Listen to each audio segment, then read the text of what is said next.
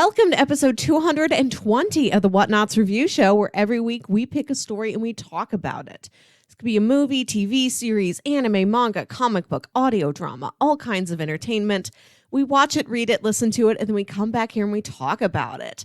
My name is Melissa Wilkinson, and I am joined, as always, by Kyle Springer. Good morning. How's it going?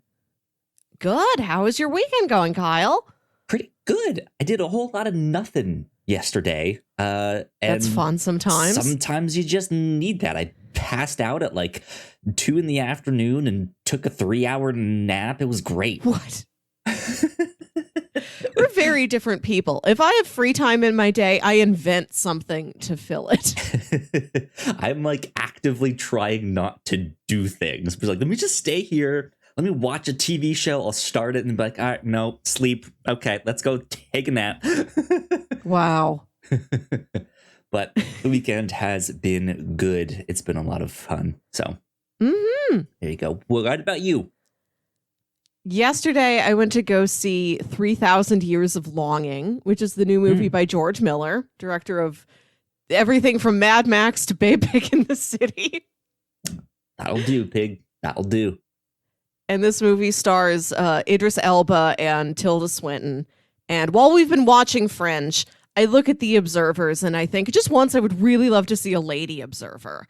And then I was watching this yesterday and I'm like, Melissa, you dummy. Tilda Swinton is a lady observer. You've already seen this. You've seen Doctor Strange. It's just that. Basically.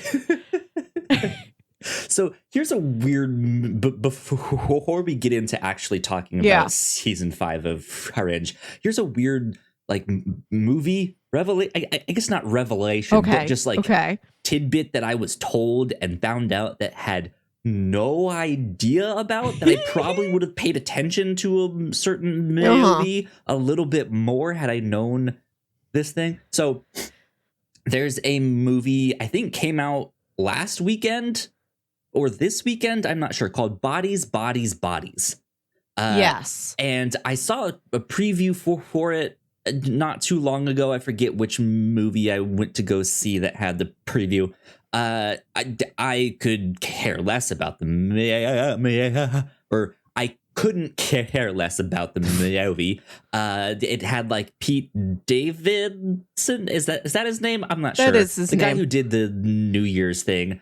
I don't like him. I don't like the whole package of him.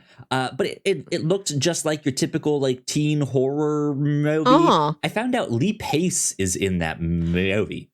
Wow. Yeah, and I was just like, what? I like now Lee you Pace. have our interest. You should have led with that. Like that's what now I'm there to the movie. God. I don't know anything about this movie. The trailer played in front of Nope, but we were running a little late, so we got in theater just in time to see the text "Bodies, Bodies, Bodies" across the screen. So I have no idea what's in it. I just know that the text is in neon letters, which honestly, that's also enough for me. So to have neon letters and Lee Pace is like, I don't need to ask more questions. Thank you. It's apparently teen horror where they have a party at some old guy's mansion. I think Lee Pace is the old guy. He's not that old. Oh my God. Right. But he's like not there for the weekend. So they have a party or something. And then one by one, they all start dying and stuff like that. So I don't know, something like that. But anyways, let's talk about season 5 of Fringe. 5th and final. Yeah. Man, so we've been covering this show for the past couple months. Here we are at the end of the show. This is one that, first of all, if you want to go back and hear us discuss all those other seasons, they are available here on our YouTube page as well as in podcast form. So please go check them out. But yeah, this is as we've been talking about the show here, my opinion of Fringe in general is that it started out really strong, maybe kind of nosedived or wavered in the middle, but then by the end, like I've consistently said, like I like how the show ends. Like I think it's actually pretty good. And getting to watch this season again, I have to agree with my previous assessment that, yes, I think the show actually ends up really good if you stick with it. So I was happy to see that I still enjoyed it. But Melissa, this was your first time watching the end of this season. So I want to know what you thought. I agree. It is a very emotionally and thematically satisfying finale. I cried. I laughed. I felt a lot of feelings. This final season, we're in this dystopian future the whole time. And Fringe is a show that I think some of the audience's problems with it is that it changes what it is about. It changes its format. It starts as this very X-Files like case of the week, and as it goes on, it picks up more and more mythology. And it's not like X-Files where there were separate, here are the mythology episodes and here's the case of the week episodes, and we never get rid of the case of the week episodes. Fringe fully tipped into it's just mythology now.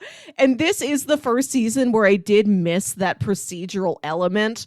They're not FBI agents anymore. Like, Olivia's character feels a bit different with that piece of her identity removed. They're not investigating any cases. And I didn't realize how much I missed that until it truly was 0% there anymore, which I don't dislike. I really do appreciate that this is a show that molds and adapts and like charts its own course and really does not follow a standard television playbook. I really admire that. And I think it's just the strength of some of those early procedural episodes that did make me miss them when the show later turns into something else. Yeah, because I think early on in the show, it is a way for you to explore the characters more when they're out on some assignment or something, just kind of investigating something that isn't really affecting the plot overall, right? They're just hanging out, kind of. Whereas in this fifth and final season, it's also a shorter number. It's a shorter season. Yeah. So they kind of cut away all of that extra fluff, and they're kind of operating on the assumption that, like, all right, if you're here in season 5 watching this, you're probably one of the diehard fans of the show. You probably know who these characters are. We don't need to like explain them or stuff like that, but let's just go for, like you said, like the thematic payoffs, the character payoffs. Like let's wrap up this show in a way that longtime fans will be satisfied. And yeah, it works. Yeah, I think it does. I do. I was a little bummed out getting stuck in sad gray dystopia for 13 straight episodes. Understandable. I just don't like a dystopia. I kind of missed the lab is still there, but I missed like Broyles called. Broyles has a case for us. Let's put on our trench coats and go out in the field. I missed it a little bit, but yeah, like this final season, I think, is very satisfying on everything else that I look to this show for. Some of the best performance moments of the show, really good surprises. And for a show that constantly changes itself and adapts to what it needs in ways that you don't expect, the show also knows exactly what you want sometimes. There were things that I was hoping it would come back to in these final episodes, and it didn't hit all of them. But the ones it did hit, it was like a love letter to me. Oh, Gene the cow is back. Look at him. Right? This was my number one request. Is like, I got to see that cow again. And the show's like, don't worry. We know you want to see the cow again. Exactly. Yeah, it's interesting because I like some of the stuff that I feel like the middle seasons were kind of waffling on was like, what does this show want to be? Right. It is, as you said, constantly changing, constantly adapting for what the show needs. And I think it's one of those things that in the earlier seasons, in those middle seasons, they did try to go towards that more prestige television, like, OK, let's all do mostly mythology.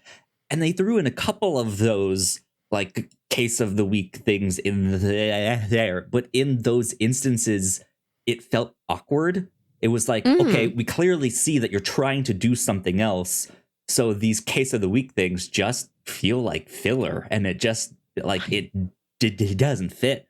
But then, yeah, when it goes full into the like, okay, let's not do the procedural. It's just this like premiere storytelling narrative.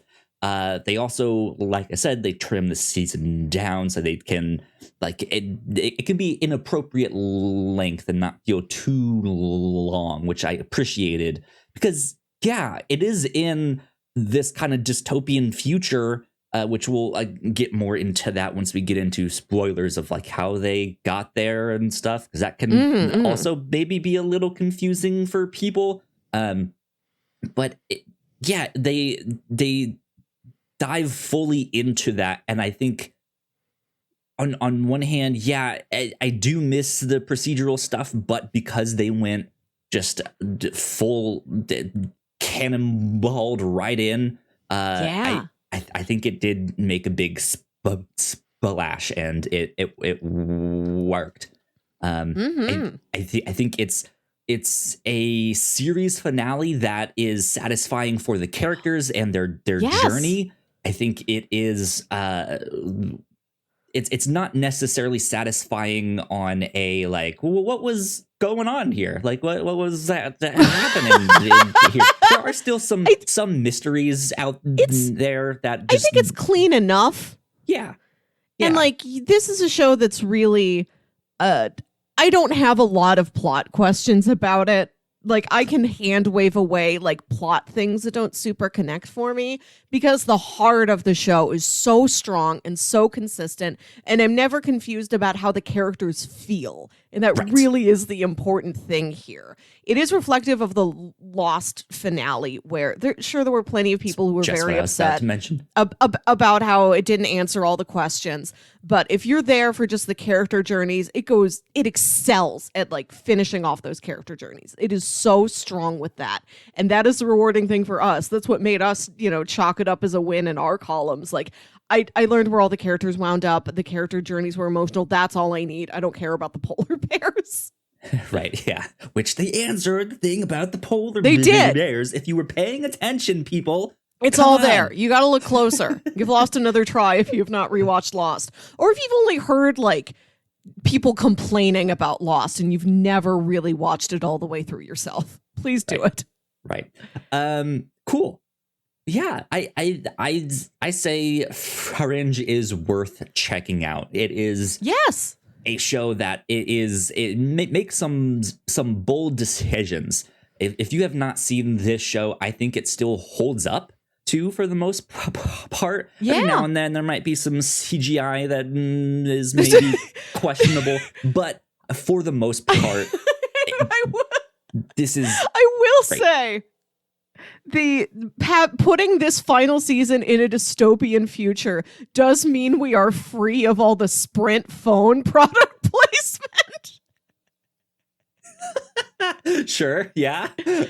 Where it's supposed to be the super futuristic like pseudoscience show, and they bring out what was the cutting edge Sprint phone at that time in like 2011, which I'm sure was a pretty good phone for the time, but looking back it seems like so corny. Their Nextel device with the two-way radio thing on it right next to the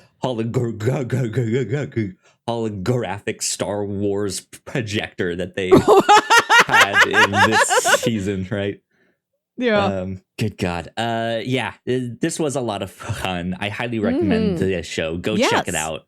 It is thoroughly fun. I do want to communicate that. It's got humor to it. When the show takes preposterous swings, it's, for me at least, it's not like an eye-rolling jump the shark moment. It is fun. I am cackling at every bizarre thing that they do. Good stuff. Well, I think that is about it for our spoiler-free thoughts on the show. So let's take a quick break for housekeeping, and when we get back, we will dive into spoilers and the like. We will be right back. We put a lot of hard work into the shows that we make, and yes, we make multiple different shows here at The Whatnauts, and we'd love it if you check them all out. You can find out more information on our website at thewhatnauts.com, as well as your favorite podcasting platform of choice. When you type in The Whatnauts, all of our shows will pop up right there. Just don't forget to give us a nice rating and review if you like the shows. If you want to support what we do here at The Whatnauts, patreon.com/thewhatnauts is the best place to do that. You can support us for as little as $1 a month. You can get all kinds of exclusive content at the $3 tier.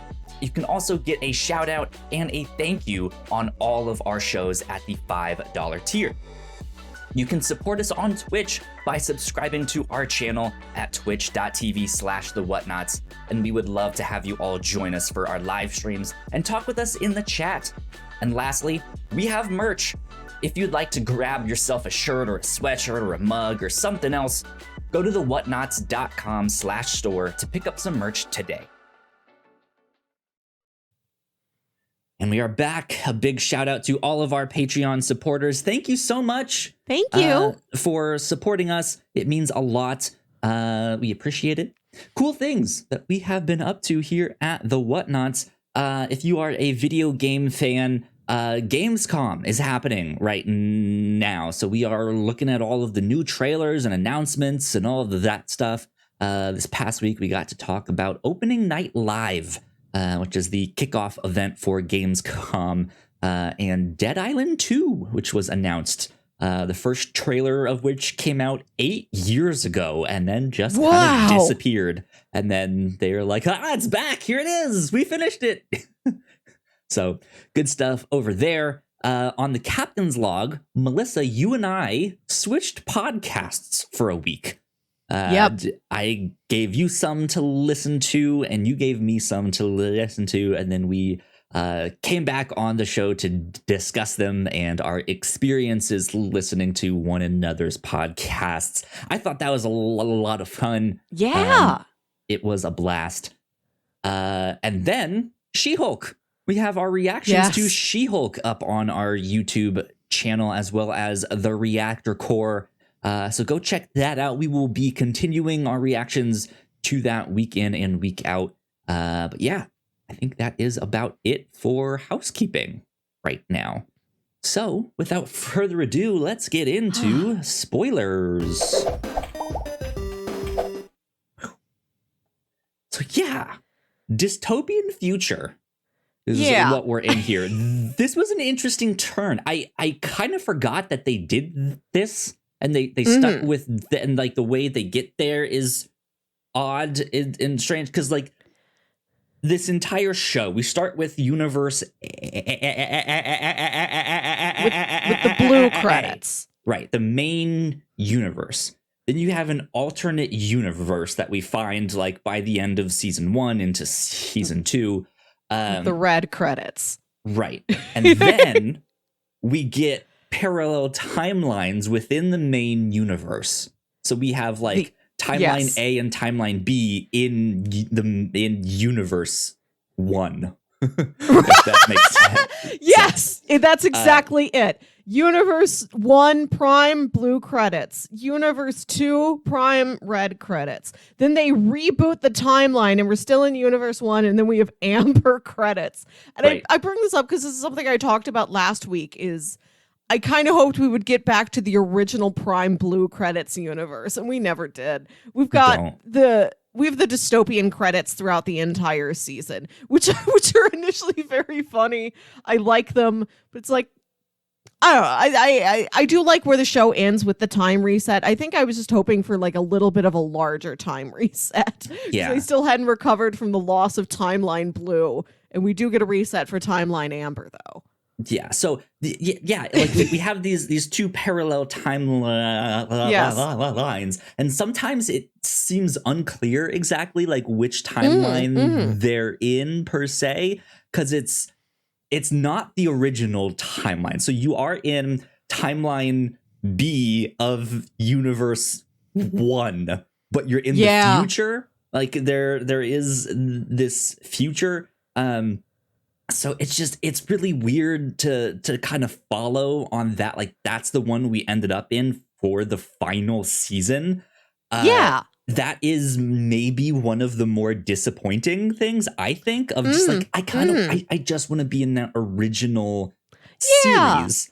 But Yes. like you said, it does do enough of a restart that these versions of the characters we're following, right? Like we are satisfied with where they end up.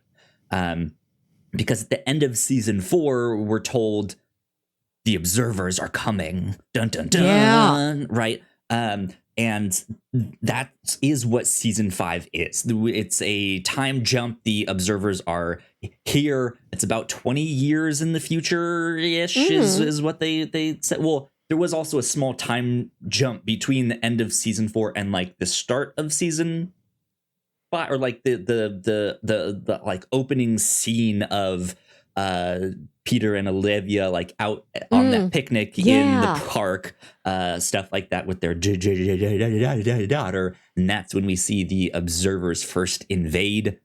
And then there's a 20-year time jump. Yes. So we're kind of like 25, 26 years in the future-ish. Yeah. Season 4 ends with we have this flash forward episode. It's not time travel. It's not even like a Days of Future Past time travel like we got in the season 3 finale. It's just a flash forward narratively that shows us this future 25 years from now where the Fringe team is like dead or frozen in amber, and it's Peter and Olivia's adult daughter Henrietta fighting to save the world from the Observer takeover. But the actual, like, within our own timeline finale moment is Olivia telling Peter she's pregnant, and everybody hugs. And then we have these flash forwards. This is a show we need to chart. We should have each gotten a whiteboard and colored markers to draw this out. But yeah, then we do see this timeline where Henrietta's like 3 or 4 and her parents are playing with her in the park, and that's supposedly the day the observers fully attacked and they got separated from her on that day, and that it like broke them apart. Like Peter kept trying to find Henrietta, and at some point Olivia didn't necessarily give up, but was like, I have to focus my energy on trying to stop the observers. I have to be a soldier. I have to be a protector. I have to put my personal family to the side to like do something for all of humanity. And so they sort of separated. And in this season, it's them coming back together, meeting their adult daughter, and trying, and they keep flashing back to that final day that they all had together as a family in the park. And that's what they are trying to get back to. Yeah. And that's in like 2015. So we don't see anything between Peter, I'm pregnant, and we're here in the park with our preschooler. We don't know what happened. We don't know anything about them getting married. Exactly. I wish we did. But yeah, that was at times like I would kind of hear them say something or something. I'm like, what timeline are we in? Again? Like, I don't understand, because like they're by the end of this final season, they bring back in a character from like season 1 or 2, I forget what, just the younger observer. Yeah, and season 1. There is a mention of like, oh, like he knows us from another timeline. And so I was like, wait, so this is not the original. All right. Yeah, I guess I knew that. Right. Okay. Yes. Right. Like, okay. It's so still, this is. It's not super complicated to keep in mind, but I like, for some reason, I feel like I'm always following like the prime versions of the characters. Yeah. You forget this isn't like, it's the same Peter. And it's a different timeline Olivia, but with the original timeline Olivia's memories. I forgot that Walter didn't remember everything. And it's not until he meets the observer boy who can see all timelines that it unlocks the memories of that prime timeline. Just a really beautiful moment when he looks at Peter and he says, until I met that boy, I didn't think I could love you anymore. Yeah. Yeah. It's so sweet. Like, even as convoluted as this show can become with the different universes and timelines, there is an emotional payoff to all of this plot business that it is doing. It like makes the most out of how do all of these changes and all these variations affect these characters and their relationships with each other. Yeah, indeed. So we've established what timeline we're in here. Timeline B, universe 1 in the future. So that's where we are. That's where we spend this dystopian future. And yeah, like you said, they do a time reset. That is kind of the goal of this season, is to reset time in a way by they are trying to send that young observer into the future to show them that, like, hey, there is this middle ground between us, between observers and their past, because the observers are humans too, but they're so far advanced that they've kind of gotten rid of all emotions, and they have technology to make them like think smarter and faster and all that stuff.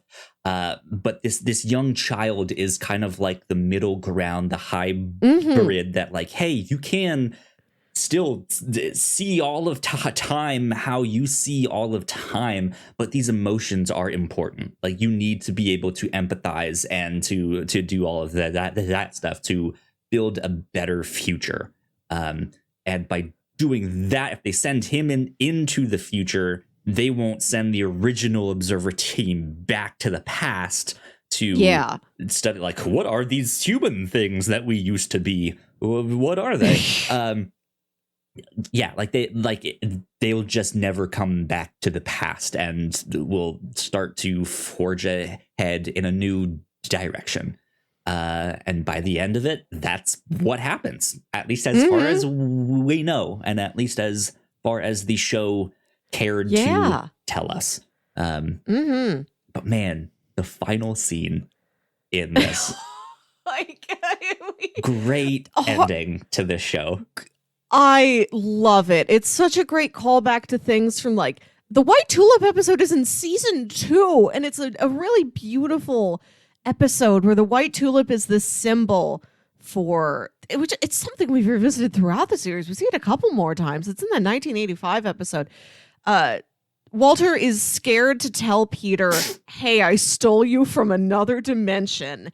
And he sees a white tulip blooming in winter, and he sees it, the seemingly impossible thing, and he believes it to be like a sign from God, a sign of miracles, a sign of renewal, a symbol of hope that I can keep this relationship with my son. He won't leave me. He won't be taken away from me again. And so in this final scene where, I gotta say, I really love that the show doesn't kill Walter. It just sends Walter 150 years into the future. Yep. What a great sci-fi twist on what otherwise would have been a death scene in another show. He's sent to the future to take care of that observer boy, so he still gets to live on as this scientist, as this parent, as this caretaker, as this inspirational figure. Walter is still Walter out there, and he sends this piece of mail back to Peter in the past, and Peter opens the envelope, and Walter's return address is written in that, like, weird observer language. It's like a normal address, but it's at, like, squiggle street. And he opens it up, and it is the drawing of the white tulip, and, like, that's the final shot, is like the real close zoom up on Peter's face as he realizes what that means. That's how it ends, and I do think that is beautiful. It's so heartfelt and hopeful, and it leaves the door open for something maybe we never see. I don't know if Fringe was popular enough that this is going to be something that gets a reboot or a return or anything in the next handful of years, but just so you can imagine what those characters went on to do. And these are characters you know so well that you can easily imagine what they went on to do. I do think that is a great way to end the series. Yeah, it was beautiful. There's a line in there. I think it's in the finale. I don't remember. My memory is awful at certain times. I don't remember who was saying it to who and what they said exactly, but they had this line that was basically like, it's about protecting your family hope, and something else. But it was a great summary of the show, Yeah. of Yes. the themes of the show. That it really is about protecting your loved ones, reconnecting with family. It's about hope. I think this final season really did a great job to put these characters in places that we are satisfied, we are happy with their journey, we're invested, and we have this emotional payoff that is like Peter and Olivia finally have peace, right? Yeah. They don't need to go and explore all these weird things. They have a kid. They're happy. They're married. Even though Walter's not there with them, we know that he is living it up in the future. I'm sure he is just ecstatic about all the new technology and new candy that they have or don't have that he can introduce them to, right? New He's candy, like, new drugs. Here's how we make cotton candy, right? And just getting all of these like weird observer-looking people to eat red vines. Oh my God. I love when he tries to give the little boy, Michael tries to give him a red vine and he looks disappointed when he won't take it. One of the most emotional parts for me in this final season, a scene I legit cried at, is when Walter is to tell Peter that he knows, I have to be the one to take this boy into the future. I'm going to have to leave you, son. You're going to miss all this time with me. I'm going to miss you so much, but like, I have to do this. I know in my bones, this is my destiny. This is how I set things right. This is what I can do so that you can continue to have a future with your child. And Walter, who's been set up as a character with so many creature comforts and little things he's into. He loves candy. He loves drugs. He loves weird science experiments. He loves music. He's always playing his records. He's got all these little hobbies and things he's into. And he tells Peter, you are my favorite thing, Peter. My very favorite thing. I thought that was such a sweet line and such a great summation for everything that character is. It's like, he loves Peter way more than he loves red vines and jazz records and LSD. I mean, yeah, like you have to think I mean, of course like, he does, but just having it framed that way, I really appreciate it. Well, it's that, but like that is also the start of this show. How everything got started is because his Peter died and he tried to get him back, and that's how everything started. And yeah, here he like they've kind of gone back and forth in the show of like, okay, Walter, like you need to start being a little more independent. You need to let Peter go a little bit if he wants to make his own decision and go off to who knows what. Like, you need to let him, like, all that stuff. And here Walter is, I think, making the most difficult decision that he could have made, to be like, it's not I need to let you go. It's that you kind of need to let me go. And yeah, it's just like, oh, my heartstrings. Right? They do so. I really like how all the character journeys end up, but they do so much with Walter. They do so much with like every character dynamic that he has. Even in like one of the first episodes of the season, there's a really striking moment I really like when, as they're uncovering things from the lab, like he really misses his music. Like they make a point of like really showing you Walter's connection to music, how that is one of the pillars of his life. That's one of the things that metaphorically and almost literally keeps him sane. And he finds like a CD and he has to go out into this like dilapidated car in the street. He wanders out in just like his boxers and his bathrobe. And he puts the CD into this like broken cab and it plays Only You by Yazoo, which is a song I knew and I was so excited to hear it in this context. And he stares out the broken window of the cab to like one dandelion that's like blooming in the rubble. And it's this really sweet moment of hope. And like, if I can have these things around me, if I can still have music, if I can see a flower, we can do anything. I really like that they made time for that. And I think the other most emotional scene in this finale, in this whole final season, is when Astrid takes Walter to see Jean the cow. Like, she's uncovered Jean the cow from the amber, and she's like, I didn't totally, melt her out of it. We don't want her to moo. We don't want her to, the observers to hear her making noise. So she's frozen in there. Also, we don't have to film with a real cow. And she's like, I wanted to show you her. I know you always liked her. And he's like, oh, yes, I love my Jean. And they just lean their heads against each other. And she's like, Walter, we're going to beat this. Next week, you and me and Jean, we're going to be here. We're going to have our strawberry milkshakes. And he says, you always know how to soothe me. You always have. Yeah. That's, I think maybe one of the other disappointing things about the season finale is I don't think we truly catch up with Astrid of where she is.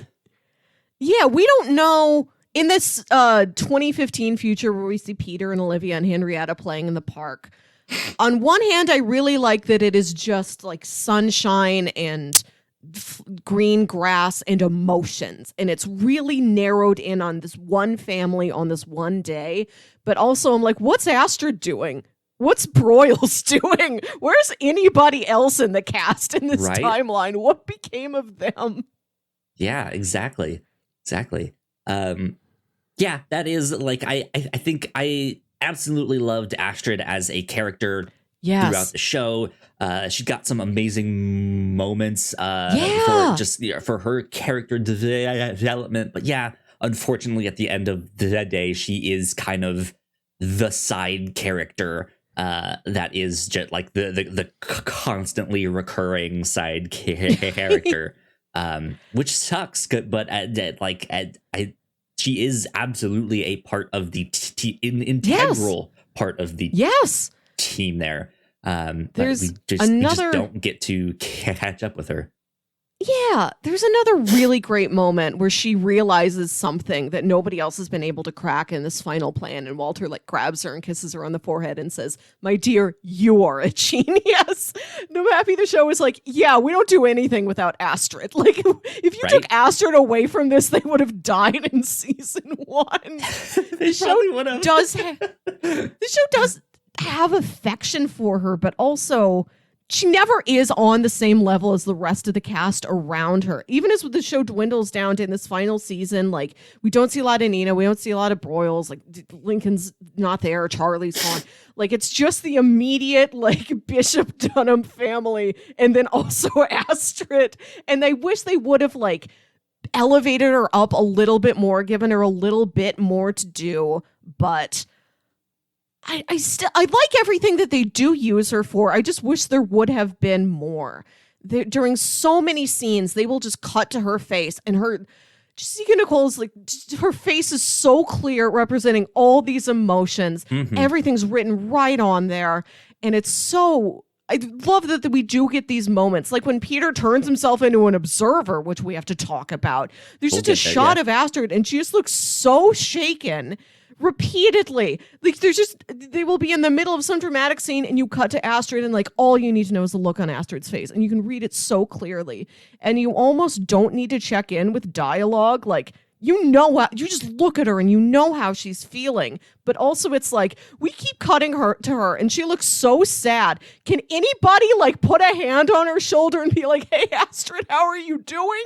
Do you need anything, Astrid? Right. She needs a hug.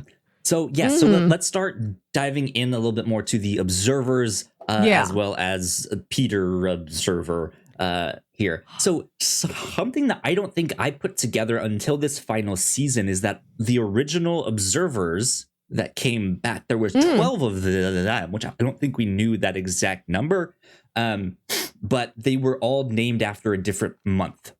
I knew September.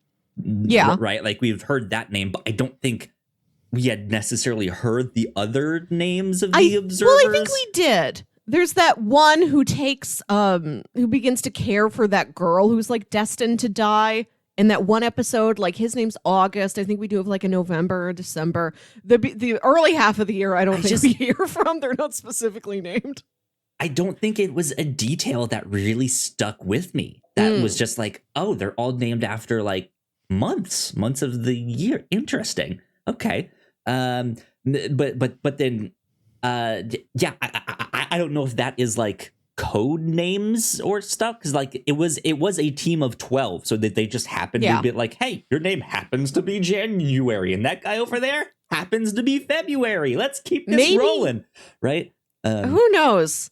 Yeah, I don't know. Maybe these were code names, and at one point before he was September, his name is probably a bunch of squiggles, right? They named Squiggle McSquiggleson.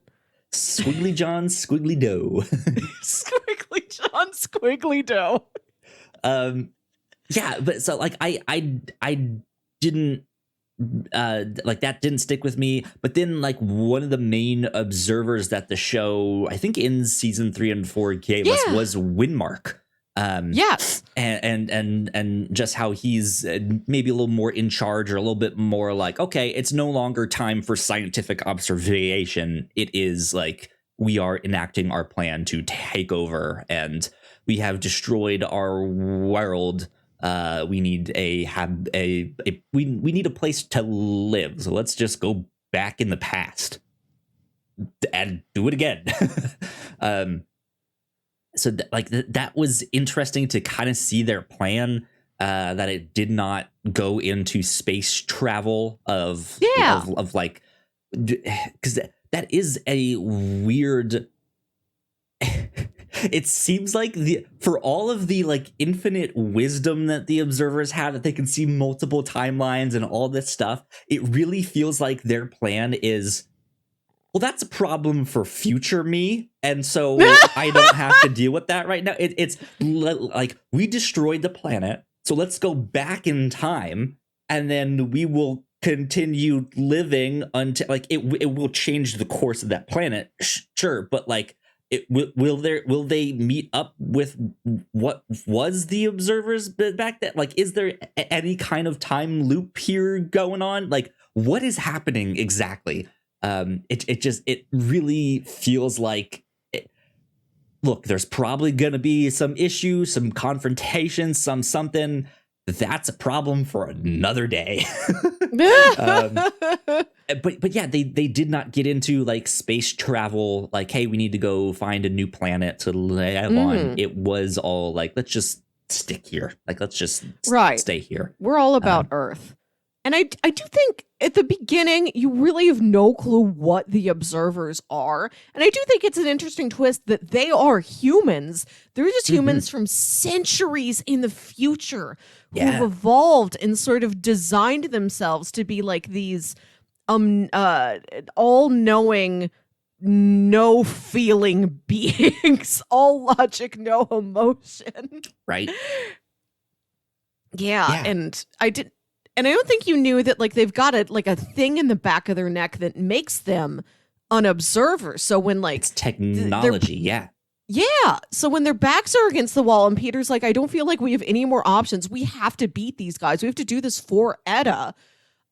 He takes the thing out of their neck and implants it in himself, which is one of my favorite turns in this series. Like throughout the series, we've had so many alternate versions of characters and alternate timelines, and there's never been an alternate Peter because there's only one Peter. The other Peter died when he was 8. So Joshua Jackson has, except for like in the Brown Betty episode, he's always really been playing the same Peter just at different times, and I loved that he gets to have this opportunity to play this wholly different Peter, and it's fascinating. Like one of his strengths has been he can display these like really tiny like micro emotions on his face. Just like one little like quirk of the lip or one little like squint can tell you so much about what Peter is feeling. So to look at him and to have Peter's face be entirely still is so unnerving. He really set himself up for this great performance.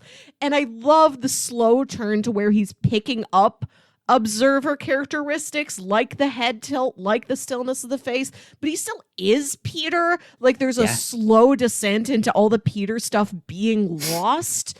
I really dug that so much. And I love the cross-cutting between him turning into an observer and Walter fearing that he is turning into bad Walter. Yes. That we've got Great these parallel. two fathers who have broken reality apart to try and save their children. And as much as Peter, like one of the tenets of the show is that phrase that Peter's mom told him, be a better man than your father. And he is trying so hard, and he has fallen into perhaps a worse trap.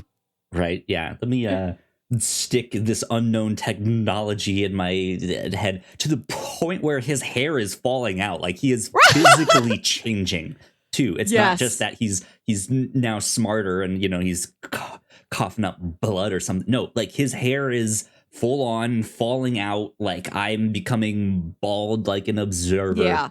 And yeah, he is trying to like play this chess game with them, which is an interesting thing to think about too, because it like if your intellect is now on the same level as theirs, isn't it almost a moot point?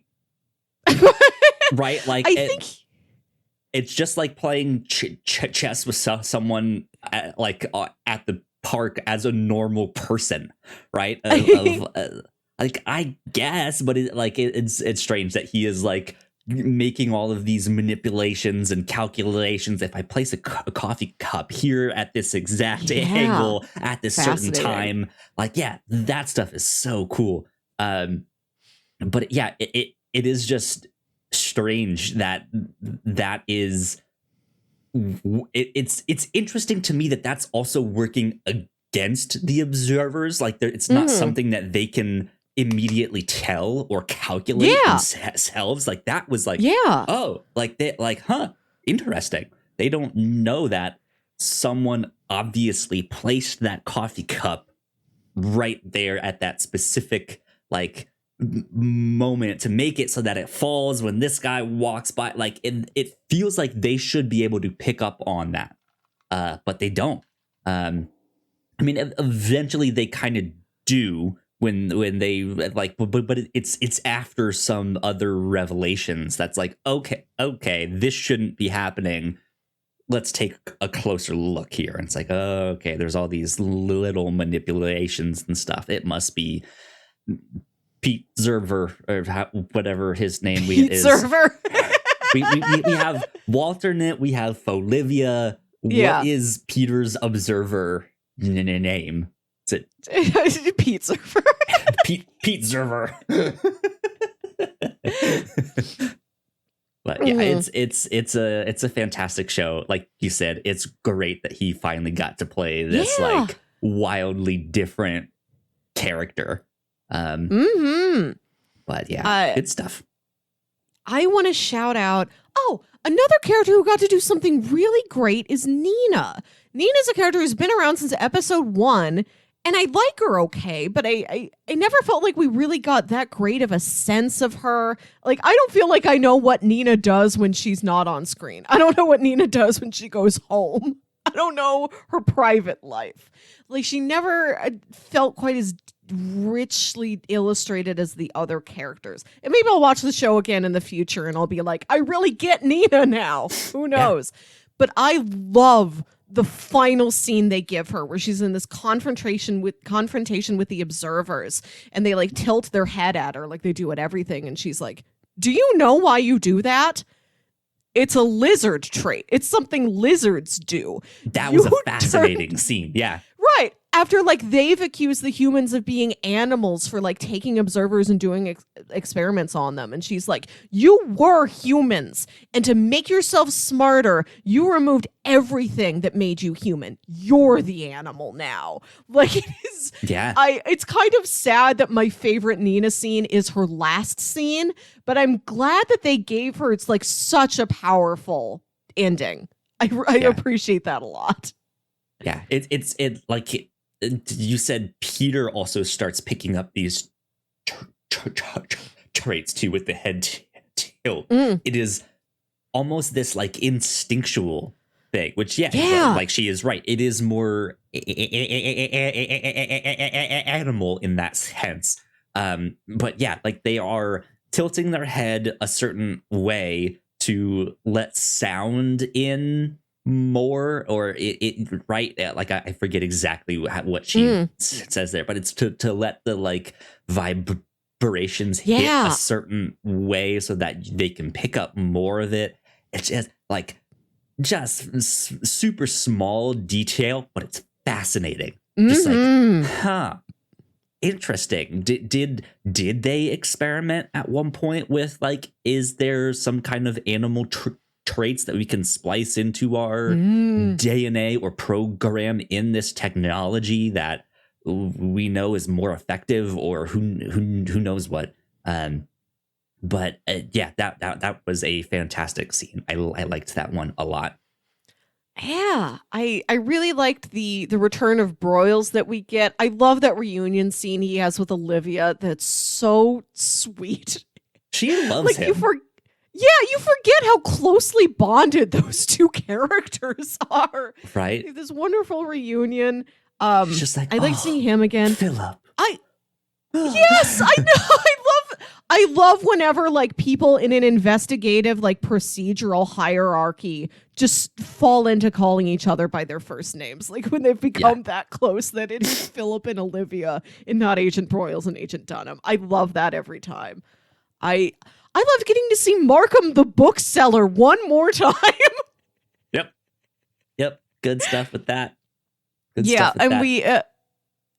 And right when I was wondering, are we ever going to get to see Olivia or Lincoln again? They get to come back into this too. Like, we don't get to everything that was on my list. I would have liked an allusion to like Charlie or Rachel and Ella or any of these other supporting characters who have fallen by the wayside over the years. But Henry, I like that they taxi cab. Oh, like driver, Henry the right? baby. Like any of these things that we have had and lost over the years. Just as the show like drops timelines and merges universes and things like that. But every time you were like, Henry the baby would have been in college. He would have been like 20. I realized, so September is able to tell Peter about Henry, but after the timeline was after Peter was erased from the timeline, Olivia doesn't remember that. I don't know if she has ever been in a position to learn that she had a son once. That's so sad. Wild. But now she's married to Lincoln and they've got a son. I'm happy to see them. They're still together. I really loved seeing the one Lincoln who's still himself but has taken on a lot of the traits of the other Lincoln who died. That's really subtle work. I like it a lot. The show didn't give me everything I was hoping I could get a callback for, but I love that it did have a list of, we know these are the callbacks you really need. You're going to see Lincoln and Olivia again. Here's Gene the cow. Yep. We're going to play some of the hits. Don't worry. And in the scene in the finale, when they take all of like the records of the old Fringe, all the evidence of all the old Fringe cases out of the lab, and they're attacking the observers with them.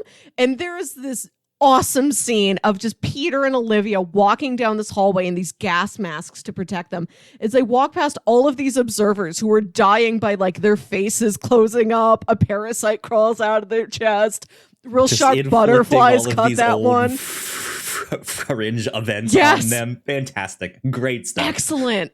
And I love when Walter brings out those osmium bullets where like if you shoot somebody, they float. And he's like, Peter, shoot these at the observers. He's like, Peter's that's so cool. Right? Peter's like, wait, if I'm already shooting them like they're dead, why do they also need to float away? And Walter just says, because it's cool. It's like it's his reaction afterwards when he is just ecstatic at the science. Yes, he just yells at the top of his lungs. He's like, Peter, I told you, that's so freaking cool. He's just a little kid. He's so just like, oh, it's science. Oh my God, this is great. He always has been. I'm so happy. Yeah.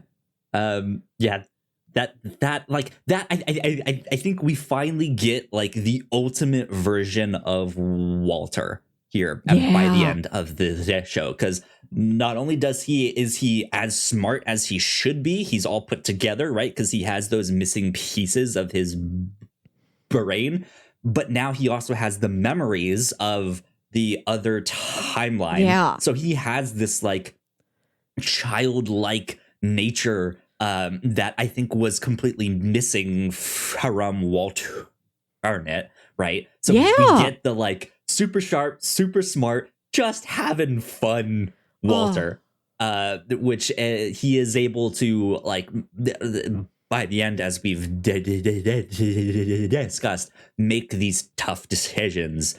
But again, like we said, we know he's just being like, and these are red vines. I made them myself. And like, he's just so happy, so excited. You know, he's having a blast. I need to talk about the episode where he's on acid. I need to talk about Black Blotter. Before we go into that, I just want to make one more comment about the observers. Yes. I loved getting to see September when he's like no longer observer. Yes! Like he has hair. He must have taken out the technology. Yeah, it happened to him as punishment. Like he was like, his punishment for like sympathizing with these humans was not that he was killed or anything. They're like, we are going to de-observer you.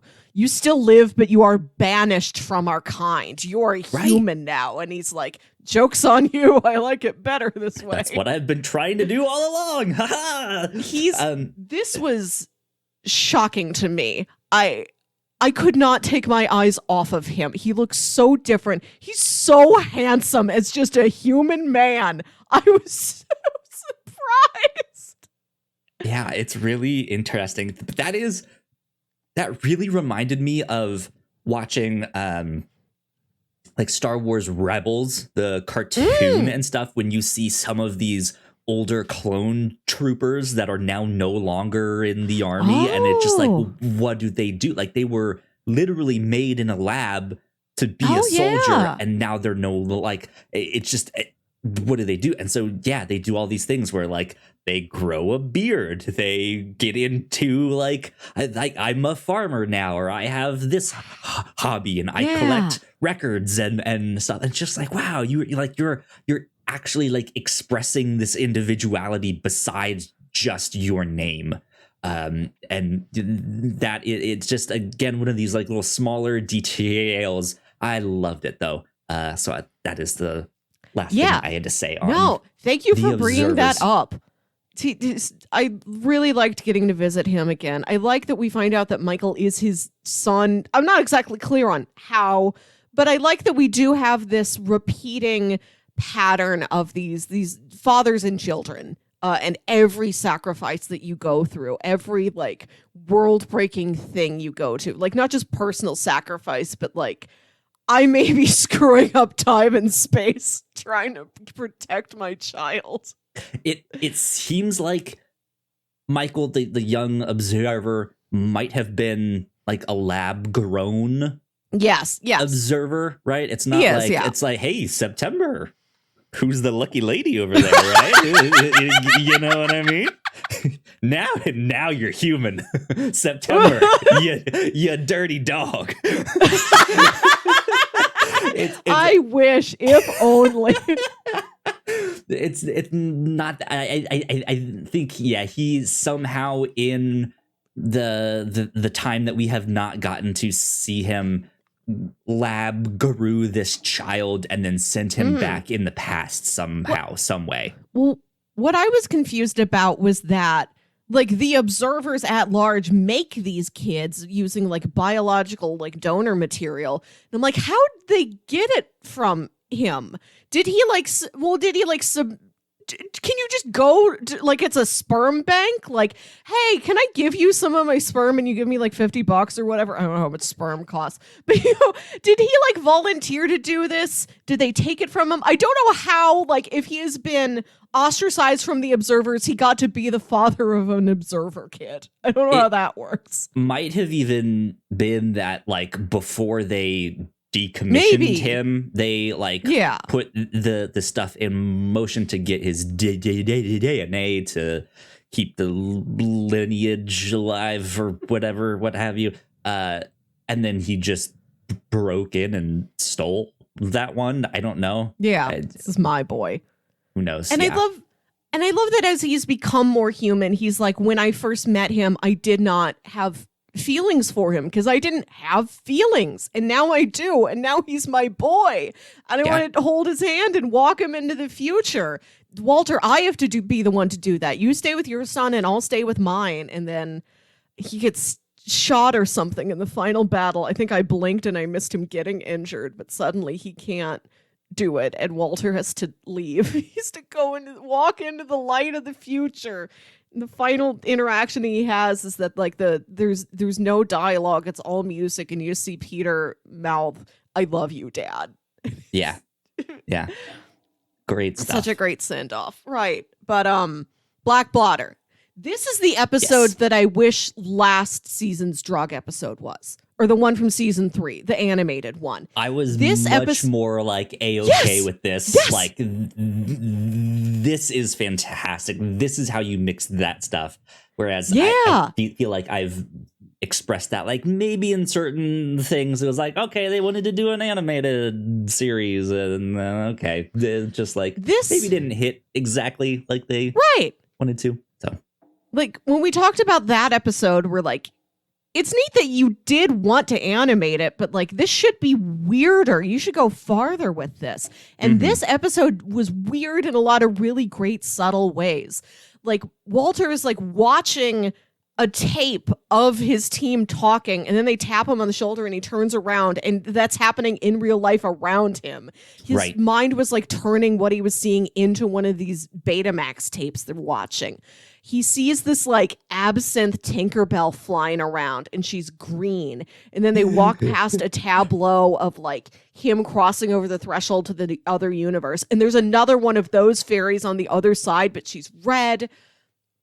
And at the end, he sees these memories of him and his wife Elizabeth and all their conflict and all their talks about Peter literally projected over the lab in this like physical effect where they just took a projector and projected it over the set. And that's what Walter is sitting there watching. Yeah. It's really beautiful, inventive stuff. I like this so much better. And I love when we go inside his head and it's a Monty Python animation. Yes, it is exactly how I would describe it. It is this Monty Python-esque, right down to the Bigfoot. Yeah, so funny. And it's this like illustrated John Noble, but then he meets a knight, and the knight flips up its helmet, and underneath is a photo of John Noble. He's riding around this landscape on a little cow. It's so fun. I was really happy we got one more trip episode, and it was as strong as it was. They'd had everything that we wish that the previous trip episodes had. There's also a really funny moment where he gets into a cab and he hands the cab driver like some moment was great. He hands the cab driver some like very large bill, like $100 or something, and the cab driver says, "Sir, I don't think I can make change for this." And Walter just says, "Try." Make change. Yeah, try. Try. But what is great about that scene is like as he's waiting for the cab driver to go get change from a convenience store or who knows what.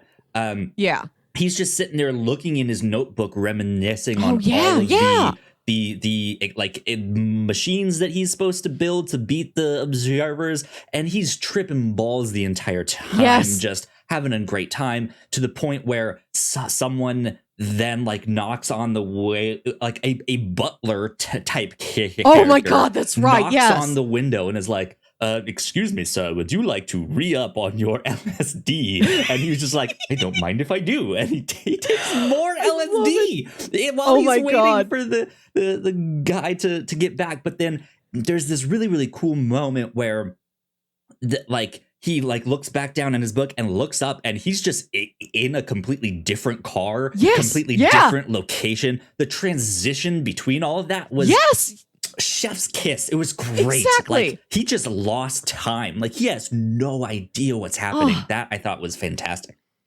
And this whole time he's being haunted by this lab assistant who died all these years ago. Like that actress is back just like following him around in this LSD dreamscape, talking to him.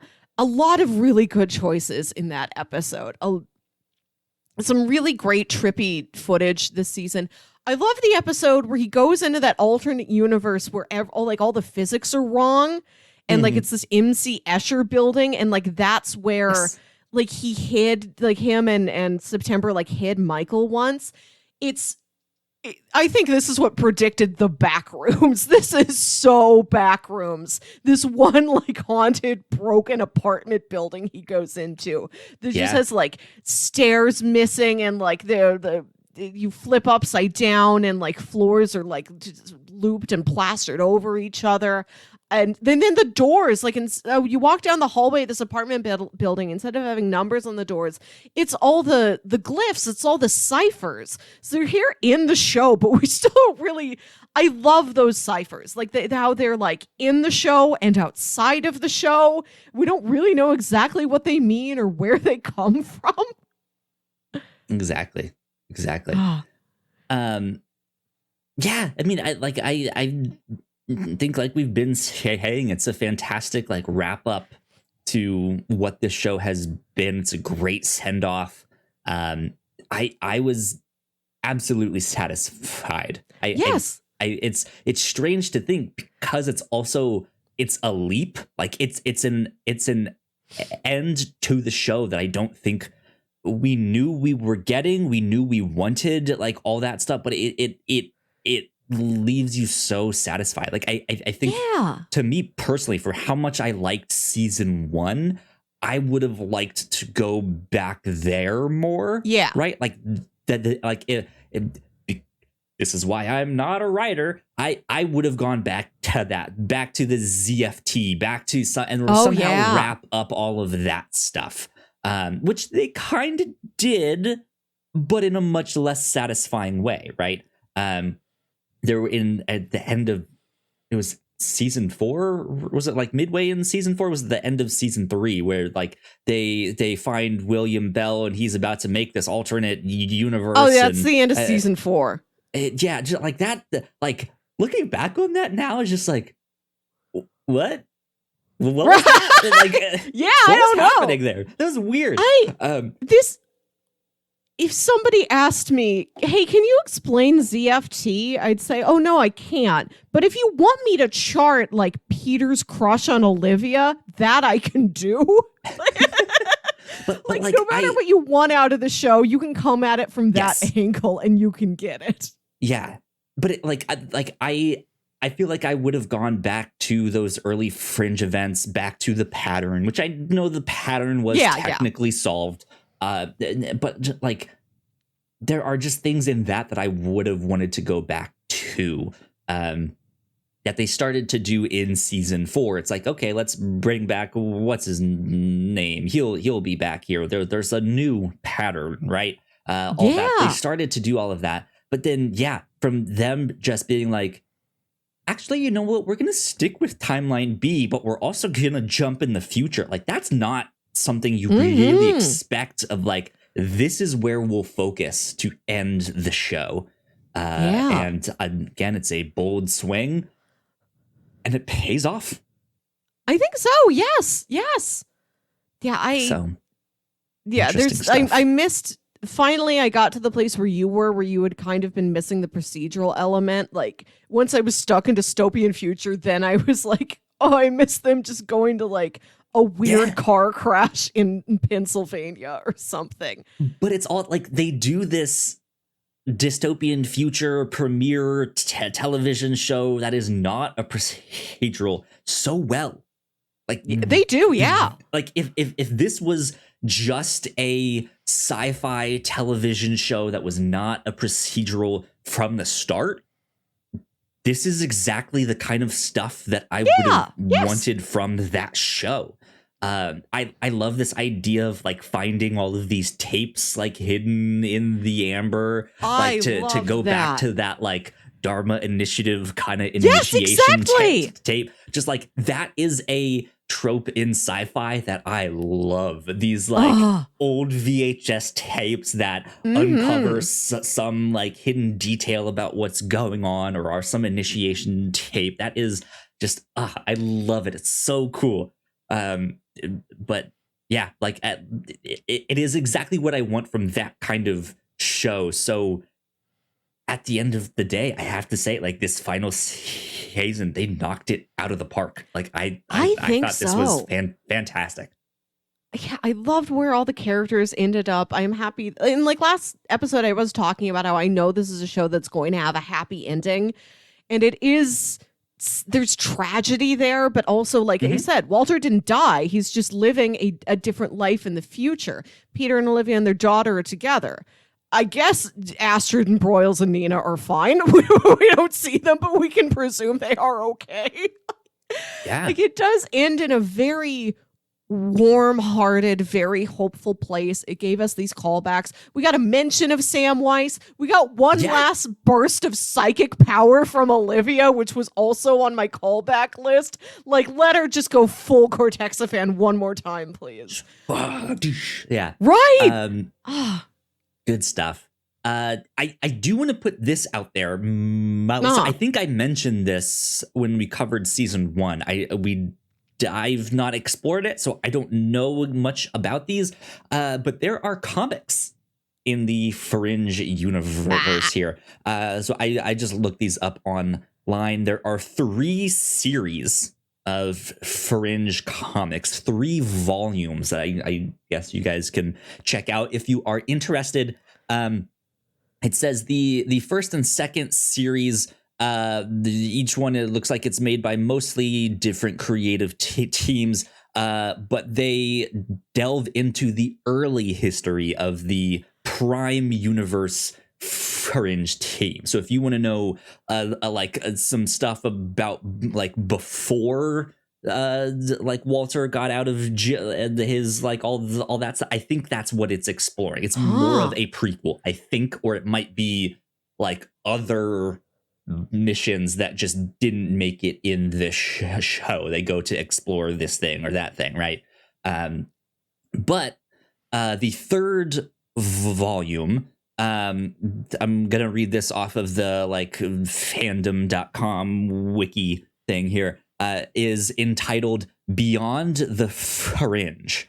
And it is a series of comics that was released in 2011. The series is divided into 2 parts. Part A ties directly into the television show's mythology. The first 3 chapters of part A focus on the time Peter spent inside the machine. It serves to bridge the season 3 finale with the season 4 premiere by explaining what happened to Peter and what he experienced inside the machine. In addition to this, these chapters were written by Joshua Jackson. So he got to write himself he got to write himself in comic book form, which is neat. Sometimes you do hear about actors who will like write an episode, but I've never heard of an actor writing a comic book spin-off or like, Joshua Jackson gets to make his directorial debut on season 6 of right. But then the B series in this third volume takes place in alternate universes within the Fringe multiverse, instead exploring what ifs. They do not relate to the 2 universes that are shown in the television show. There were 12 individual chapters in this third series there. So it sounds like there is a small but good chunk of Fringe comics if you want to continue to explore. I say good, but I don't know actually what the quality of these are or how good they actually are, but just good as in like, hey, there's like 24 issues, like just a good, that's not small. Good chunk, yeah. I'm happy those exist. I was watching the show. By Fiona Staples. Interesting. Fun. That's on the second volume here. Interesting. Okay, that's the only like name that I recognize in terms of creators. Fiona Staples does some incredible artwork. She does the art on Saga. If you are a comic book fan, and you know that book. That book is stellar. Wow. I would love to learn more I hope the show would get some sort of a continuation, even if it isn't like, if it's a show, if it's a comic book, if it's an audio drama, whatever it is, if it's a point and click flash game. Jessica Nicole does have a history in audio drama. Like she has some stuff that would be pretty cool. Actually, I want just like an Astrid spinoff that's just like the Astrid Farnsworth investigations. I want to see her like keep solving puzzles, just keep being the mom friend of any team. With her dad. Right. Again. And then we get these mysterious transmissions and we learn it's from the alternate Astrid, right? That would be great. Right. I wish we would have checked in with her when we went over to visit Lincoln and Folivia. Like, what's other Astrid doing? Is she well? I hope so. I would also love a prequel that's just about young Walter and William Bell. I want to see everything they got up to. That seems like such a rich time period to pull from, everything that they went to. That would be fun. This show, I love everything that it is, and I think it has so many doors that it could open to be more, to continue in various ways, for us to get to know these characters even better, for us to see how things progress. Like, does Fringe Division still exist in this reset timeline? Yes! They must. This is what I was wondering. Getting away with them, so does Henrietta grow up again to be in Fringe Division? Like, could we follow her somehow? Yeah, even if there's no like William Bell or David Robert Jones or observers, any like larger looming threat, there are still the one-off mad scientists, like that guy who did the osmium experiments, like that guy who like crossbred his son with a bunch of animals. Like those odd people are still out there.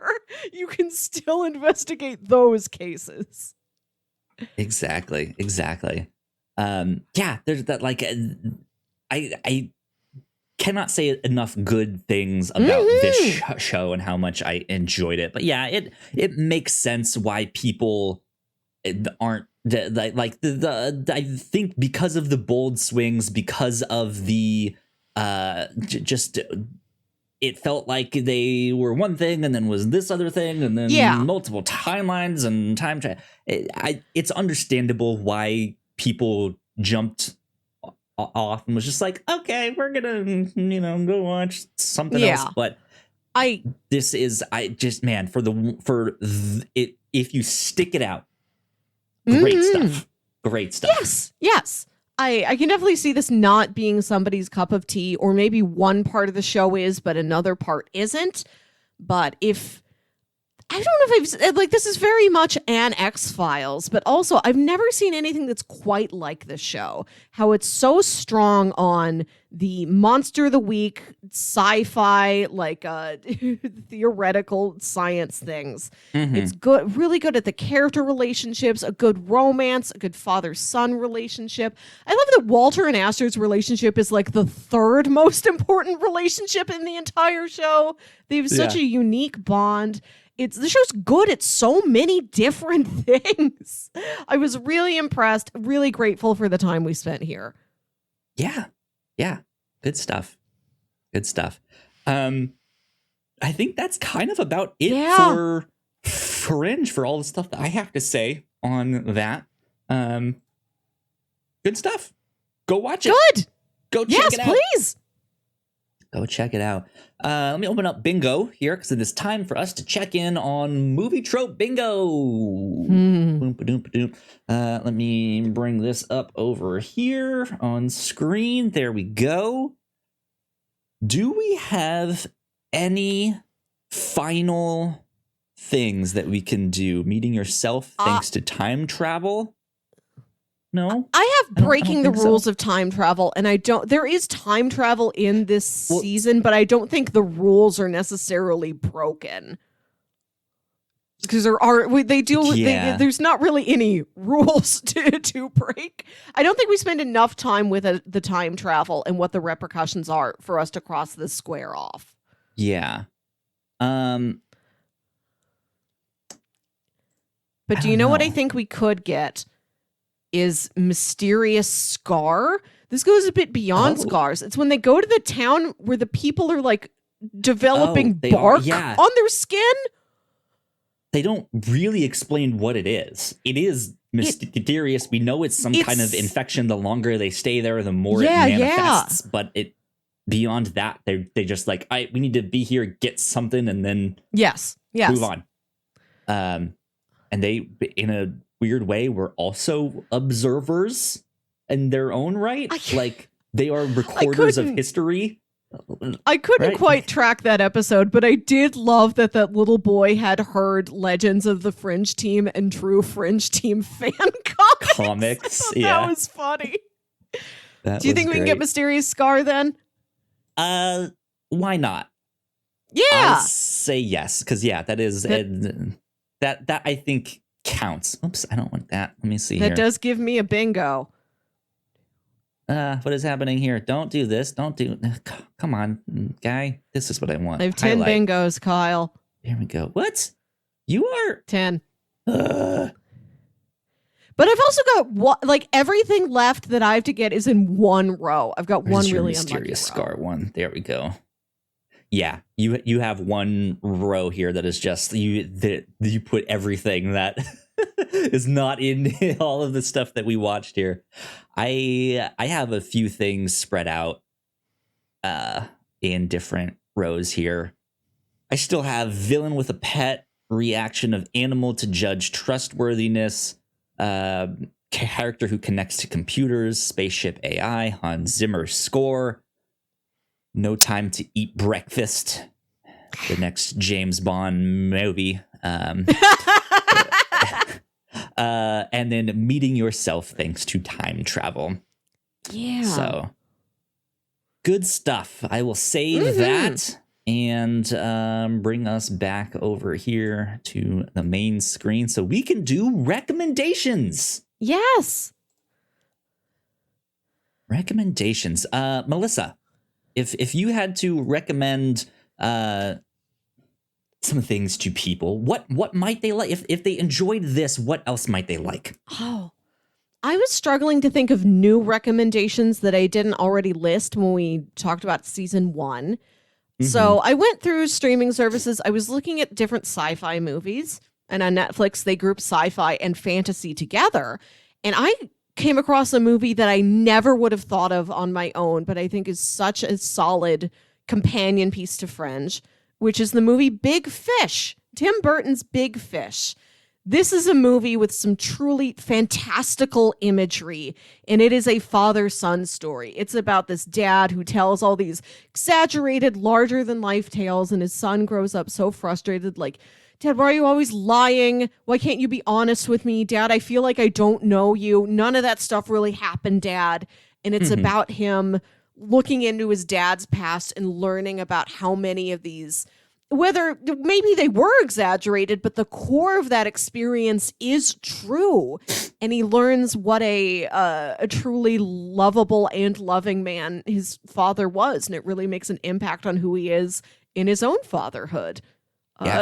So you can enjoy the very sweet time of Big Fish. There you go. And the series finale reminded me of an episode of Futurama. And I would recommend Futurama at large in comparison to this show. You've got like an old mad scientist. That's all you need, right? It's among the two finest examples of the old mad scientist genre. It's this and Back to the Future. But there's an episode in the later seasons after it was canceled on Fox and revived on Comedy Central. There's an episode called The Late Philip J. Fry, where Fry is always late for dates with Leela. And he's like, I'm going to make this up to you. I'm not going to be late this time. I'm going to take you out to this fancy dinner for your birthday. But before he leaves, the professor's like, Fry, I need your help testing my time machine. My time machine only goes forwards. I don't know how to make it go backwards. We'll go forward 1 minute in time. You won't be late for your dinner with Leela. And then like the lever gets pushed too far and they wind up going like 10,000 years in the future. And they have no option but to keep going so far in the future until they can find somebody who did build a backwards time machine. And so Leela thinks she got stood up by her date with Fry, and she thinks he was at this other thing, and then he ended up dying, and she spends years believing he was dead. And she leaves this message for him not directly to him, not believing he will see it, just as catharsis for her, just letting out her feelings about him. And it lasts through millennia, and then he sees this message that she left for him in the future. And it's so sweet. It's one of the tearjerker episodes of Futurama, which there are many. Futurama is a surprisingly very emotional show. It's like this in that it really excels at the character dynamics and their emotional relationships, and at these really fascinating, like, one-off sci-fi concepts. Yeah. Check out Futurama for sure. Very fun, very Good heartfelt stuff. a lot of the time. That episode is one of my personal favorites. Good stuff. I have a few recommendations if you're all done there. So if you want another kind of procedural, here on the show, we covered Lucifer. That I think would be an interesting kind of procedural case crime of the week that you can go check out, that also has this weird spin on the whole thing, right? It is that, the devil, Lucifer, becomes the, like, co-detective on the show. And so they do dive into more angels and demons and stuff like that. It is very, very loosely based off of the Lucifer comics, I believe written by Mike Carey, which is very loosely a spin-off of the Sandman comics, which is the new Netflix hit show that's out right now, the Sandman. Weird things with that. But yeah, it is very strange in that sense, that it is a procedural with some kind of fantastical twist to it. That I would recommend. I know here on the show we only watched the first season. I went on to watch the rest of that show. If you like procedurals like that and you want one that has a twist, I believe that one grows into a very, very good show, where I think following some of those characters is really what that show is about. And to get to see their journey, and you get to see these characters grow up and get in relationships and out of them and do this and that, and it's good. It's fun. We didn't see it progress very far in season 1, but I did like that romance between Lucifer and Detective Decker. I love an investigative partnership turns romance story. Yeah. The next thing that I would recommend, I've only read the first volume of this comic, so I haven't really gotten very far. But this is called The Manhattan Projects. This is written by Jonathan Hickman, who we've read some stuff of his here on the show, I believe. This is from the Image Comics website.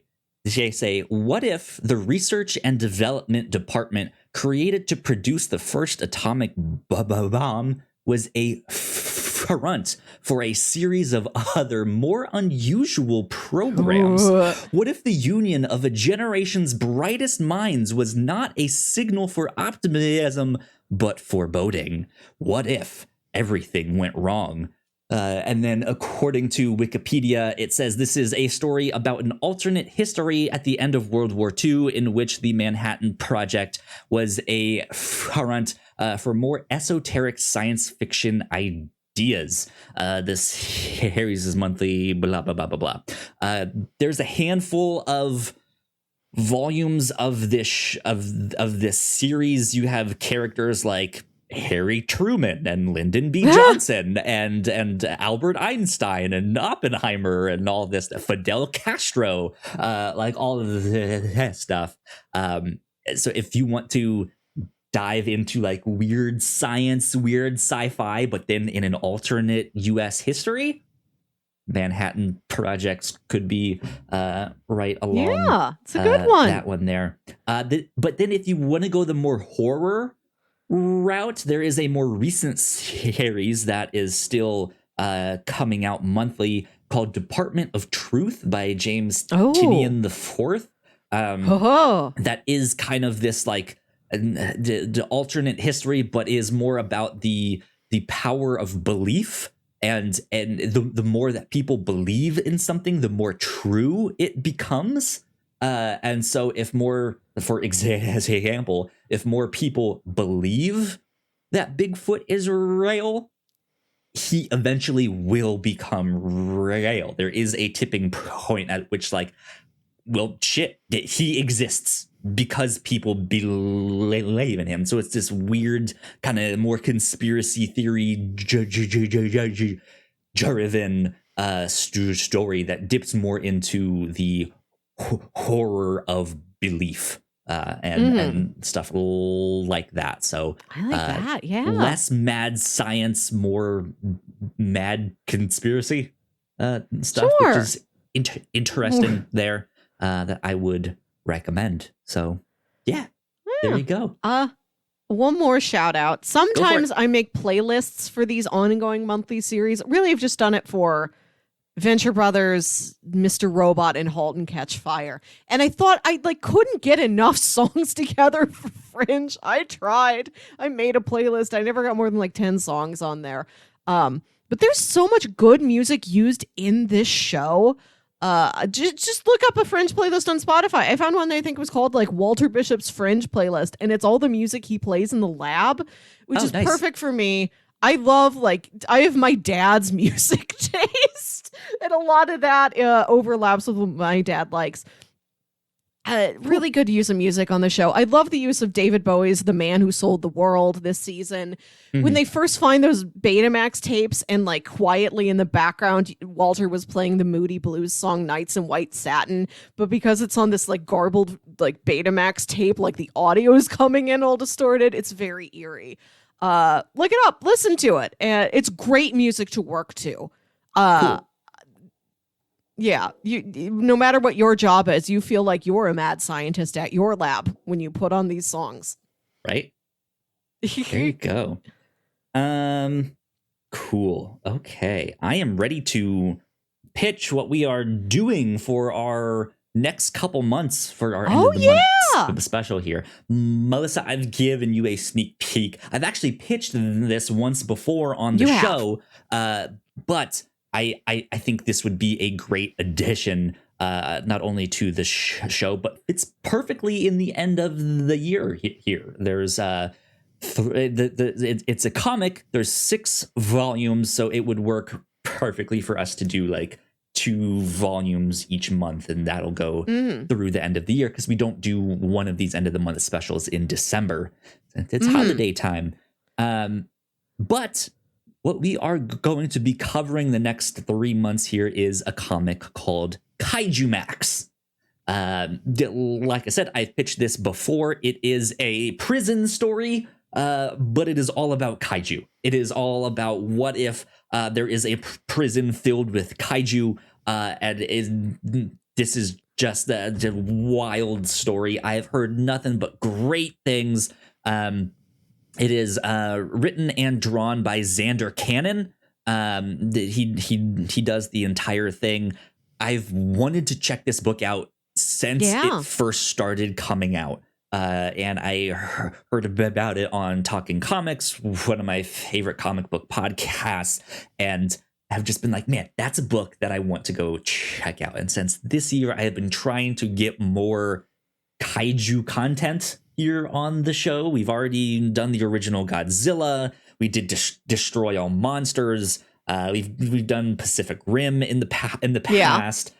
We've done a more recent animated Godzilla thing on the show too. But we haven't dived into comics with kaiju in them. So I think this would be a great way to do that. Like I said, there are 6 volumes of this. They are all on Comixology Unlimited, but there's a caveat to that. So there's a couple different ways you can read this on Comixology Unlimited. There are the single volume. Here's volume 1, volume 2, which I think they call them seasons. So season 1, season 2, there's all that stuff, all the way through season 6. However, season 6, if I'm not mistaken, is only available in individual issues. It's not on there as like, here is Okay. season Yeah. 6. You can just get that single volume. You have to get the individual issues to that. Let me double check about season 5 as well. That looks like it's on there. Actually, that says season 4. Why is that season 4? I'm looking at book 5. That's what I want. Come on, book 5. Why is that going to book 4? That's strange. Amazon has the wrong links up here.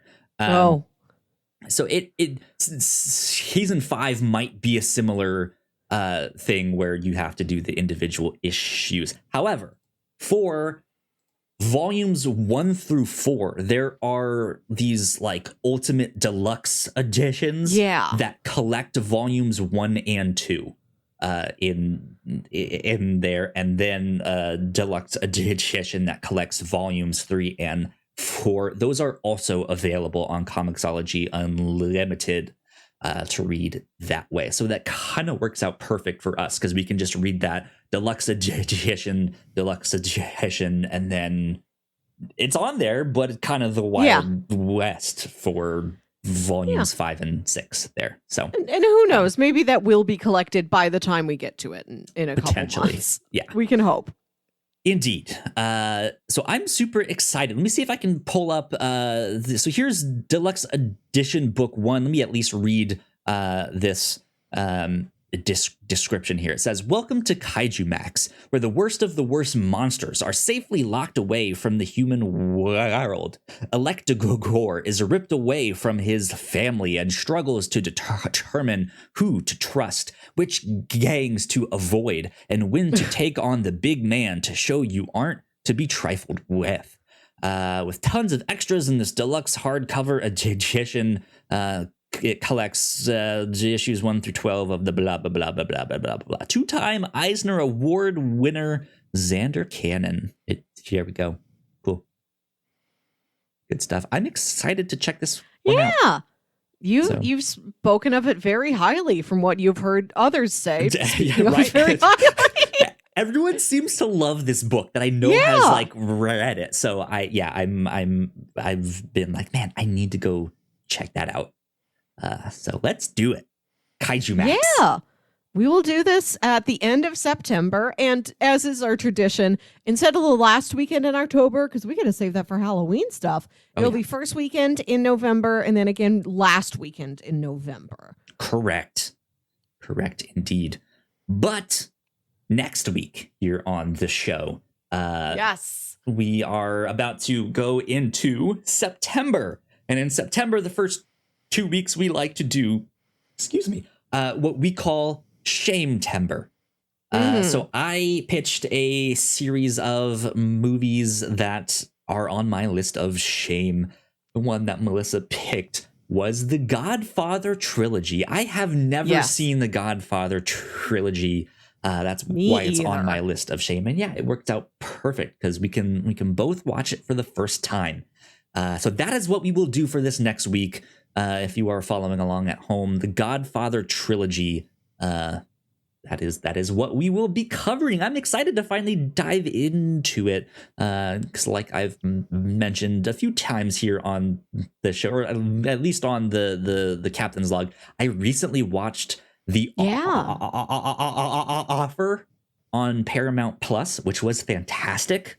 By the way, like, to be honest, there's not really much of a reason to get Paramount Plus. There's not much on there besides Star Trek stuff. But Paramount Plus has 1 or 2 things in there that's like, hey, at least watch this. And The Offer is one of those. It was fantastic. Stars Miles Teller, and it is basically the telling of the making of the Godfather. So I watched that, and this will go perfectly into me actually watching The Godfather.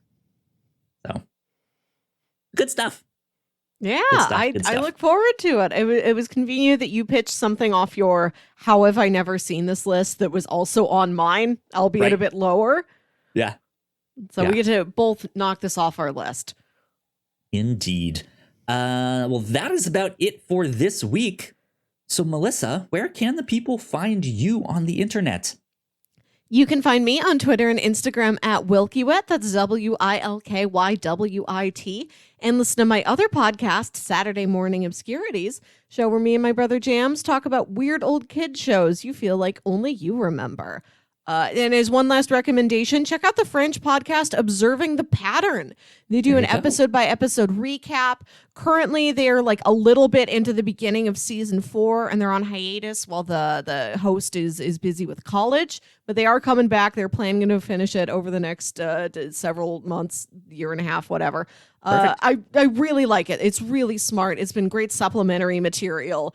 And I wish it was there for the rest of our season 4 and 5 coverage. I wish I had their background knowledge, but I look forward to hearing it. Cool. Good stuff.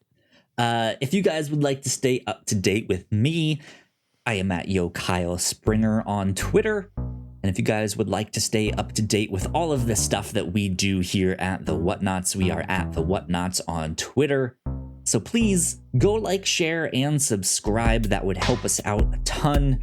You guys know the deal with all of that stuff. So yeah, this has been number 220 of the Whatnauts review show. We will see you all next time. Bye. Bye.